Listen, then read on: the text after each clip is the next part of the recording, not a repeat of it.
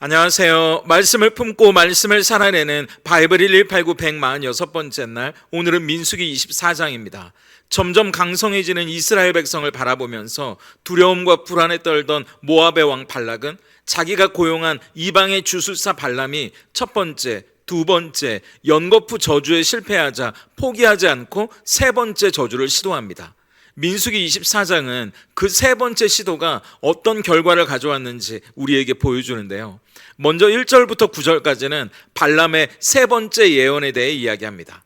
첫 번째, 두 번째 예언은 저주를 시도하려다가 실패하고 어쩔 수 없이 하나님이 주시는 축복의 말을 전했지만, 세 번째는 좀 다릅니다. 두 번의 실패를 통해 이스라엘을 축복하는 것이 하나님의 확고한 뜻이라는 걸 깨닫고 마침내 인간적인 방법을 내려놓게 되는데요. 더 이상 신탁을 구하지 않고 눈을 들어 이스라엘 전체 진영을 바라볼 때 하나님의 영이 그 위에 임하고 강권적으로 이스라엘을 향한 세 번째 축복의 말씀이 발람의 입을 통해 선포됩니다. 세 번째 축복은 두 가지 내용으로 되어 있는데요. 이스라엘은 번영을 거듭할 것이다. 그리고 강력한 힘을 가진 민족이 될 것이라는 내용이었습니다. 이스라엘은 시냇물과 강이 흐르는 동산과 귀한 나무처럼 생명력 있게 번성할 것이고, 또 이스라엘의 힘은 강인한 들소처럼 동물의 왕 사자처럼 강할 것이어서 이스라엘을 축복하는 자는 복을 받지만 저주하는 자는 저주를 받게 될 것이라고 노래합니다. 이건 어제 우리가 살펴본 것처럼 이스라엘이 하나님과 함께하는 특별한 관계 안에 있기 때문이고, 하나님이 주신 복이기 때문에 아무도 그 복을 거둘 수 없고, 인간이 아무리 그 복을 멈춰 세우려 해도 헛된 시도일 뿐이라는 걸 우리에게 보여줍니다. 이어지는 10절부터 25절까지는 발락의 분노와 네 번째 예언에 대한 내용인데요. 마지막이라고 생각하고 이스라엘 전체 진영이 내려다보이는 브올산까지 발람을 데리고 갔는데, 아예 작정을 하고 이스라엘을 찬양하는 노래를 부르자 손뼉을 치며 발락이 분노합니다. 이 당시 손뼉을 친다는 건 좋아서 박수를 치는 것과 좀 다릅니다. 상대방을 향해 참을 수 없이 화가 났을 때 책상을 내리치는 것과 비슷해요. 상대방을 모욕하거나 경멸을 표현하면서 아예 관계를 끊어버리자는 의도로 이 박수를 치는 겁니다. 발람을 모압까지 데리고 오는데 이미 수많은 돈을 썼잖아요.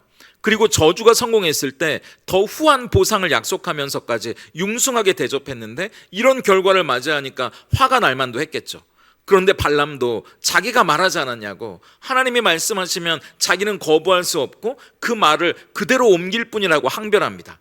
그런데 세 번째 예언이 끝이 아니었어요. 또 한 번의 예언이 더 선포되는데요. 모압을 비롯해서 이웃의 이방 민족들이 어떤 결과를 맞이할 것인지에 대한 예언이었는데, 우선 모압은 장차 이스라엘에게 패망하게 되고 에돔도 이스라엘에게 멸망을 당하게 된다는 내용이었습니다. 그뿐만 아니고요, 주변의 이방 민족들의 끝도 결코 좋지 못할 것을 예언하는데, 그 당시에 호전적이고 강한 민족이었던 아말렉도 그 끝은 멸망할 것이다. 또 바위산 일대에 거주했던 겐 족속은 아수르의 포로가 될 것이다. 그리고 이 막강한 아수르나 에벨 족속도 더 강한 민족에 의해 멸망을 당하는데, 그 민족도 결국 멸망을 피할 수 없을 거라고 노래하게 됩니다. 이 네 번째 예언은 결국 지금 강해 보이는 민족, 그 나라들이 영원하지 못할 것과 그들의 역사를 주관하시는 분은 하나님이라는 걸 보여주는데요. 그리고 모압을 무찌를 한 별이 이스라엘에게 태어날 것을 예언하는데, 가까이는 수백 년 후에 태어날 다윗을 말하는 거였지만 궁극적으로는 다윗의 자손으로 오실 메시아 예수님을 통해 하나님의 공의가 이루어질 것을 예언하는 내용이었습니다. 자기의 권세를 이용해서 한 민족을 저주하려던 인간의 시도가 얼마나 어리석은지 보여주시면서, 결국 온 역사를 다스리시는 하나님의 주권과 그 절정이 하나님의 아들 예수님을 통해 진정한 통치로 완성될 것을 보여주시면서 이 민수기 24장이 마무리됩니다. 왕으로서 자기가 누리는 것들의 가장 큰 위협이라고 생각됐던 이스라엘을 어떻게든 제거해버리려는 모압의 왕, 이 발락의 거듭되는 시도와 함께 결국 모든 시도들이 하나님의 주권 아래 실패로 돌아가는 장면을 보면서 우리는 진짜 복은 세상이 아니라 하나님께로부터 온다는 사실을 다시 한번 확인하게 됩니다. 모압의 왕 발락을 보면 그는 왕으로서 자기가 누릴 것들을 지키기 위해서 모든 조건들을 완벽하게 세팅하려고 듭니다. 자기에게 가장 방해가 되는 것들을 치워버리기 위해서 최고의 전문가 발람을 고용합니다. 또 돈이 얼마가 들어도 상관이 없었어요. 그래서 백지수표와 맞먹는 막대한 비용도 기꺼이 지불합니다. 그것뿐이 아니죠. 이스라엘을 저주하기 위한 최적의 장소를 정하잖아요. 다 이스라엘 진영이 잘 내려다 보이는 산들이었습니다. 그리고 최고의 종교적인 열심과 최고의 행위도 했죠. 7제단을 쌓고 그 제단에서 가장 좋은 소와 양으로 번제를 드리는 겁니다. 모압의 왕 발락은 이런 모든 조건들을 완벽하게 갖추면 자기가 원하는 복을 얻을 수 있다고 생각했을 거예요. 자기의 왕위는 끄떡없고 가장 큰 방해물인 이스라엘을 멸망시킬 수 있다고 여겼을 겁니다. 모압의 왕 이 발락을 보면서 이게 바로 세상이 우리에게 이야기하는 복의 공식이라는 생각이 들지 않으세요? 복을 받기에 최고의 조건들만 다 갖추면 된다고, 그러면 그 복은 우리의 것이 된다고 세상은 우리에게 이야기합니다. 최고의 전문가, 최고의 비용, 최적의 장소, 최고의 열심과 종교적인 행위가 있으면 되는 거예요. 그래서 좋은 대학에 가면 복은 따놓은 당상처럼 느껴지는 겁니다. 좋은 직장에 들어가고 조건 좋은 사람과 결혼하면 행복은 따라오는 거라고 말해요. 어떤 아파트 정도에 살고 우리 자식이 어느 정도가 되면 모두가 부러워할 복받은 사람이 될 거라고 우리는 생각하는 겁니다. 세상이 말하는 복, 그 행복은 철저히 이렇게 눈에 보이는 조건들이 모이고 모여서 쌓이고 쌓여서 이룰 수 있는 것이라고 우리에게 이야기하는 겁니다. 그래서 발락이 자기가 원하는 걸 얻기 위해 그렇게 발람에게 사절단을 보내고 백지수표를 내미는 것처럼 또 실패하고 또 실패해도 하나님이 그게 아니라고 말해도 끝까지 자기가 생각하는 행복의 조건을 얻기 위해 필사적으로 아등바등 거기에 매달리며 살아가는 것처럼 말이죠. 그런데 우리가 이미 살펴본 것처럼 이 민수기 24장은 이 모든 인간적인 시도가 얼마나 허무하게 끝나는지를 우리에게 보여줍니다. 모압의 왕 발락은 자기가 원하는 걸 얻을 수 있는 모든 조건을 완벽하게 갖췄지만 그가 얻은 건 이스라엘의 멸망과 모압의 축복이 아니었어요. 오히려 분노와 좌절, 엄청난 경제적인 손실뿐이었습니다. 10절을 보세요. 발락이 발람에게 노하여 손뼉을 치며 말하되 내가 그대를 부른 것은 내 원수를 저주하라는 것이오늘 그대가 이같이 3번 그들을 축복하였도다. 그 이유가 뭡니까? 발락은 복을 얻을 수 있는 조건에만 집착했지 정작 그 복의 주인이 누구인지는 몰랐다는 거예요. 발람의 이야기를 한번 들어보세요. 13절입니다.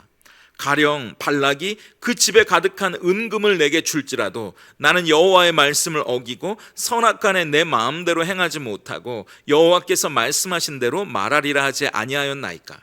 발락은 돈과 권력으로 복을 살 수 있다고 여겼는지 모릅니다. 집에 가득한 은과 금을 지불하면 자기가 원하는 걸 얻을 수 있다고 여겼다는 거예요. 지금까지 다 자기 돈으로 자기 권력으로 하고 싶은 대로 하면서 살아왔잖아요. 그런데 민수기 24장에서 자기 돈으로 안 되는 게 있다는 걸 알게 된 겁니다.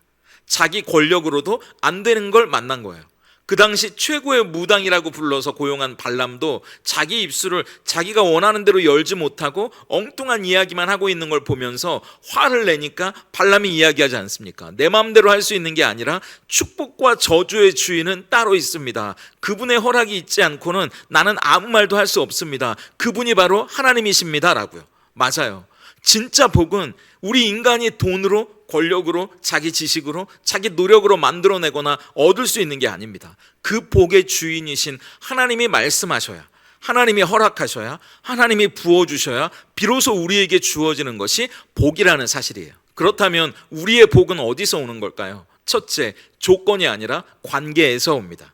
발락은 철저하게 내가 복받을 만한 조건을 갖추면 복을 얻을 수 있다고 여겼는데 하나님이 발람을 통해 이야기하시는 걸 보세요. 8절입니다. 하나님이 그를 애굽에서 인도하여 내셨으니 그 힘이 들소와 같도다. 그의 적국을 삼키고 그들의 뼈를 깎으며 화살로 쏘아 꿰뚫으리로다. 복의 이유는 단 하나입니다. 하나님이 그들과 함께 하시기 때문이에요. 그러니까 우리 인생의 진짜 복은요, 우리가 무엇을 가졌느냐의 문제가 아니고 우리가 누구와 함께 있느냐의 문제가 되는 겁니다. 그렇기 때문에 둘째, 예수님이 계셔야 그 복이 완성되는 거예요. 하나님은 발람의 입을 통해 또 하나의 중요한 예언을 하시잖아요. 17절을 보세요. 내가 그를 보아도 이때의 일이 아니며 내가 그를 바라보아도 가까운 일이 아니로다. 한 별이 야곱에게서 나오며 한 규가 이스라엘에게서 일어나서 모압을 이쪽에서 저쪽까지 쳐서 무찌르고 또 셋의 자식들을 다 멸하리로다. 아까 말씀드린 대로 이건 가까이는 다윗에 대한 예언이지만 궁극적으로는 하나님의 아들이 다윗의 자손으로 우리의 역사 속으로 저와 여러분의 인생 한복판으로 들어오시겠다는 메시아에 대한 약속이잖아요. 여기서 별은 어둠을 밝히는 희망의 빛입니다. 그리고 규는 왕이 들고 있는 작은 지팡이, 왕의 권위를 나타내는 거예요. 그 한 별과 한 규가 와야 비로소 이 땅에 하나님의 통치가 완성되는 겁니다. 마찬가지예요. 예수님이 우리의 삶 가운데 진정한 소망의 별로 오시고 우리를 다스리시는 진정한 왕으로 오실 때 우리의 삶에도 진정한 하나님의 다스림이 이루어지는 겁니다. 그게 바로 우리 가운데 허락하신 최고의 복이라는 거예요. 한번 삭개오를 떠올려 보세요. 삭개오는 태어나면서부터 장애를 가진 컴플렉스가 있었고 그래서 세리가 돼서 이 컴플렉스를 보상받고 행복해지기 위한 조건들을 끌어모았던 사람이잖아요. 오늘 민수기의 발락처럼 삭개오는 그게 돈이었습니다. 돈만 있으면 행복해질 수 있을 거라고 그 조건을 채우기 위해 평생을 바쳤지만 그에게 남는 건 공허감밖에 없었습니다. 그때 그의 인생에 야곱의 별, 진정한 소망이신 예수님이 찾아오시지 않습니까? 그리고 예수님은 그가 가진 조건을 보지 않으시고 삭개오야, 그의 이름을 불러주세요. 그리고 오늘 삭개오의 집에 머물러야겠다고 그와의 관계를 시작하십니다. 예수님이 오시니까, 그렇게 예수님과 관계가 시작되니까 삭개오의 인생이 어떻게 변하게 되나요? 그 예수님과의 인격적인 만남, 그 관계 안에서 삭개오는 진짜 참된 자기의 복이 뭔지 깨닫게 됩니다. 그리고 자기가 지금껏 행복의 조건이라고 생각하고 긁어 모으고 또 모았던 그 돈을 다 나눠주는 사람으로 변하잖아요. 세상이 말하는 복의 조건을 다 가졌어도요, 예수님이 없으면 공허할 수밖에 없습니다. 그런데 세상의 모든 것을 잃는다 해도 예수님 그분이 나에게 있다면 우리는 모든 것을 가진 자가 되는 것, 그게 성경이 말하는 최고의 복이에요. 오늘도 수많은 사람들이 자기가 생각하는 축복과 저주, 자기가 생각하는 성공과 실패 사이를 열심히 뛰어다니면서 자기가 생각하는 조건을 갖추고 얻기 위해 얼마나 노력하는지 몰라요. 돈, 학벌, 외모, 집안, 결혼, 자녀. 하지만 진짜 행복은 이런 조건에서 오는 게 아니라 하나님과 우리가 맺고 있는 관계에서 옵니다. 하나님과 우리가 어떤 관계를 맺고 있느냐, 그게 중요한 거죠. 그리고 그 관계는 이제 하나님이 우리와 함께하기 위해 우리 인생의 희망의 별, 진정한 왕으로 오신 예수님 안에서 완성됩니다. 그 예수님이 나를 위해 오셨다는 걸 인정하고 받아들일 때 우리는 그 발 아래 쓰러지는 모압과 에돔이 아니라 그분의 백성 이스라엘이 되기 때문이에요. 그리고 하나님이 부홀산 위에서 자기의 백성 이스라엘을 축복하셨던 것처럼 우리가 예수님 안에 있다면 예수님은 누가복음 19장 9절에서 삭개오를 축복하셨던 것처럼 우리에게도 이와 같이 축복해 주실 겁니다. 예수께서 이르시되 오늘 구원이 이 집에 이르렀으니 이 사람도 아브라함의 자손이미로다. 더 이상 이방의 모압과 에돔이 아니고요, 아브라함의 자손으로 하나님의 자녀로 예수님 안에서 그렇게 진정한 복을 누리는 저와 여러분이 될 수 있기를 소망합니다. 오늘 바이블 1189 적용입니다. 첫째, 걱정을 성장의 기회로 삼기예요. 걱정은 우리 영혼의 상태를 보여줍니다. 걱정의 화살표는 이건 절대 이뤄서는 안 된다는 나만의 조건을 보여주기 때문이에요. 그렇다면 첫째, 우리의 걱정 아래 어떤 두려움이 있는지 한번 살펴보세요. 그리고 둘째, 그 두려움 속에 나를 쥐고 흔들려는 거짓 우상은 또 뭔지 한번 그 우상을 발견해 보세요. 그리고 세 번째, 그 우상을 예수님으로 한번 대체해 보시면 좋겠습니다. 그 우상이 주는 거짓 만족이 아니라 예수님이 우리에게 줄 수 있는 진짜 만족이야말로 우리에게 행복을 가져다 주니까요. 우리의 행복은 우상이 주는 거짓 만족이 아니라 예수님과의 관계에 있다는 것을 확인할 수 있으면 좋겠습니다. 그리고 둘째, 어리석은 시도가 아니라 현명한 기도하기예요. 모압 왕 발락은 그야말로 쉴 새 없이 분주하게 움직입니다. 1차 시도가 실패하니까 장소를 바꿔서 2차 시도를 하죠. 또 그게 실패하니까 또 장소를 바꾸고 3차 시도를 감행합니다. 이런 쉼없는 노력과 멈추지 않는 분주함이 아니라 하나님의 뜻이 어디에 있는지 기도하는 것이 우리에게는 더 지혜로운 결정입니다. 오늘 우리의 걱정과 염려 앞에서 이리저리 분주하게 뛰어다니기보다 오히려 복의 근원이신 하나님께 기도하는 시간을 확보하고 실천해 보실 수 있으면 좋겠습니다. 함께 기도하겠습니다.